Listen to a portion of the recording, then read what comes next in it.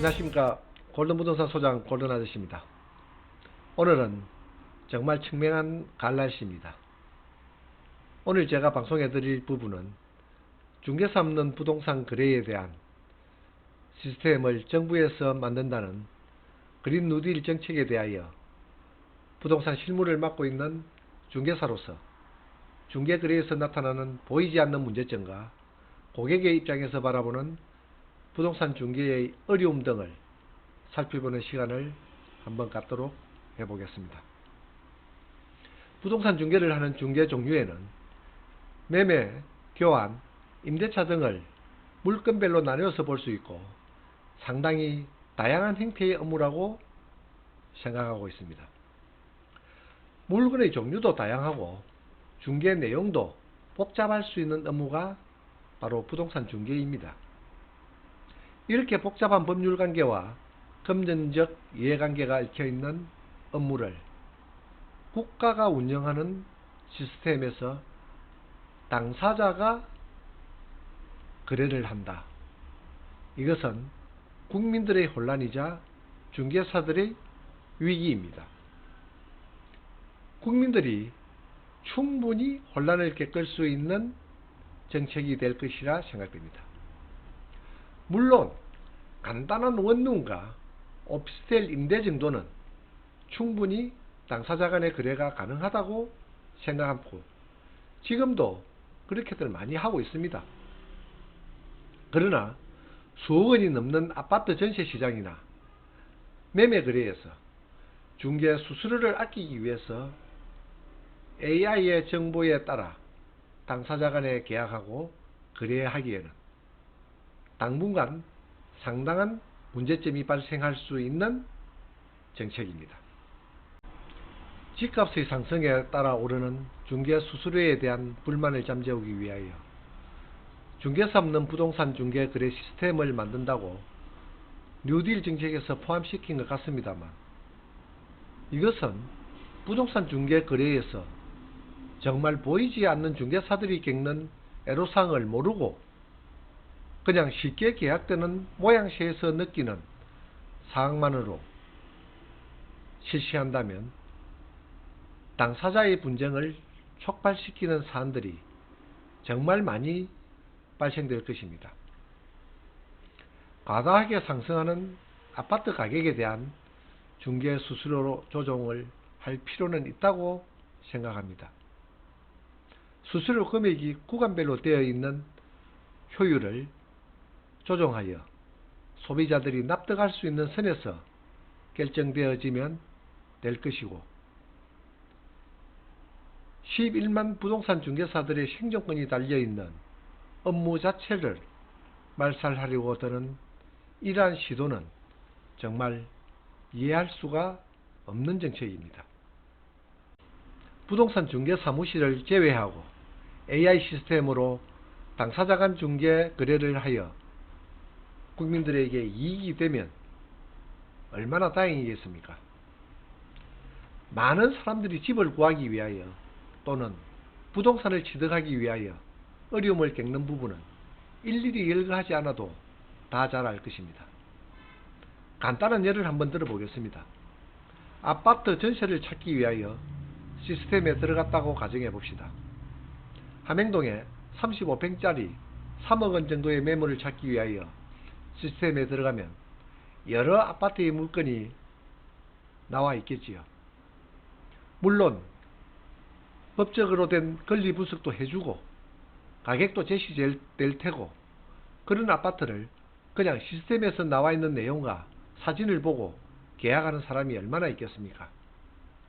바쁜 세상에 온종일 이 집 저 집 둘러보아야 겨우 본인이 마음에 드는 집을 결정하고 계약하는 상태인데 중개사가 없다면 그런 일을 당사자 간에 협의하고 시간도 조율하고 가격도 조율하고 여러 집을 보면서 해야 되는데 그것이 실무적으로 쉽지 않은 일이 될 것입니다.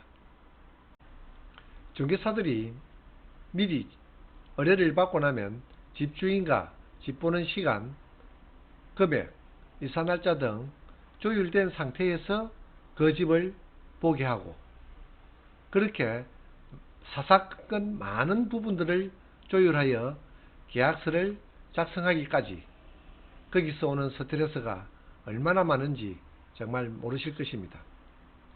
당사자들은 그냥 집 한번 보여주고 계약서 작성하여 입주하게 되니까 수수료 부분에 대하여 가하다고 생각할 수는 있겠지만, 모든 문제점을 제거하고 차후 중개사로서 인한 법적인 하자까지 책임지기 때문에 보수의 효율은 그다지 가하지 않다고 생각합니다. 하지만 요즘 들어 서울과 수도권 그리고 지방의 일부 지방 지역에서 오르는 가격 상승 때문에 수수료가 상당히 높아졌습니다. 그러다 보니 거기에 대한 불만이 나오고 정부에서 그것을 잠재우기 위해서 뉴딜 정책에 중개사 없는 시스템을 만들겠다고 나온 것 같습니다. 하지만 당사자 간에 거래한다면 중개 수수료보다 더 큰 대가를 지불할 수 있는 것이 부동산 중개거래입니다.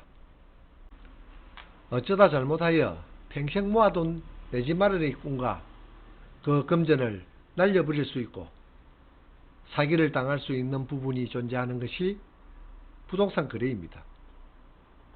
중개사들이 해도 중개사고가 일어나는데 일반인이 시스템에서 등록된 자료만 보고 당사자 간 거래를 한다는 것은 정말 위험한 일입니다. 실무를 잘 아는 저로서도 항상 긴장하고 위험이 내포되었다고 생각하고 업무를 진행하고 있습니다. 얼마나 많은 국민들이 혼란을 겪어야 이해를 하실지 모르겠습니다만, 당사자들이 보기에 그리고 실무적으로 쉽게 거래되는 부분도 없지는 않습니다. 그것도 그분들이 보기에 그렇게 보이지만 계약에서 잔금까지 중개사들이 등기가 완료될 때까지 세심하게 체크하고 있다는 사실을 아셔야 할 것입니다. 만약 계약을 하고 잔금시까지 조율하고 협상할 문제가 생긴다면 중개사들이 있으면 중개사들이 중간에서 다 조율하고 진행시켜 주지만 중개사가 없이 당사자들끼리 하게 된다면 그게 쉽게 조율이 될 것이라 생각하십니까? 당사자 간 협상이 얼마나 어려운지 아는 사람은 이해하실 것입니다. 부동산 거래에서 복잡한 사항과 위험한 부분들을 배제하고 중개 수수료가 많다는 이유 때문에 이런 시스템을 만들겠다는 정책은 성공하기 힘들 것입니다. 모르긴 해도 시간이 더 흘러 모든 국민들이 디지털 시대에 익숙해지고 국민의 성숙도도 한층 더 높아 신뢰할 수 있는 사회가 조성된 후라면 가능할지 모르겠으나 지금의 우리 사정으로는 중개사 없는 부동산 거래는 쉽지 않을 것으로 생각됩니다. 물론 중개사가 다 없어지지는 않을 것입니다. 시스템에서 거래하는 사람들도 있을 것이고 중개사를 통해서 거래를 하는 사람들도 있겠지요. 그렇지만 많은 사람들이 당사자 간 거래에서 느끼는 불편과 문제점들은 정말 많이 나타날 것으로 생각됩니다. 이러한 정책이 위반되어 실시된다면 11만 공인중개사들은 어떤 상태에 놓여지겠습니까? 아마 거의 패닉 상태가 될 것입니다. 쉽게 거래할 수 있는 물건은 당사자 간 거래로 돌아갈 것이고 위험하고 문제가 발생될 수 있고 또는 거래 금액이 큰 것은 중개사가 할 수밖에 없을 것입니다. 아무튼 거래 건수는 상당히 줄어들 것이 뻔한 일입니다. 공인중개사들이 여기서 살아남는 방법은 이제부터 모색해야 될 것으로 보여집니다. 우리 중개사들도 생존의 기로에 서 있기 때문에 최선을 다하여 고객에게 서비스하고 보다 폭넓은 지식과 신뢰로서 고객에게 만족을 드려야 될 것입니다. 그래야만 당사자 간 거래가 어려운 물건이라도 취급할 수 있을 것입니다. 앞으로 이 정책이 어떻게 진행될지 좀 더 두고 봐야 알겠지만 현재로서는 공인중개사들의 반발이 상당히 커지고 있습니다. 오늘은 여기서 마치겠습니다. 구독과 좋아요를 부탁합니다. 감사합니다.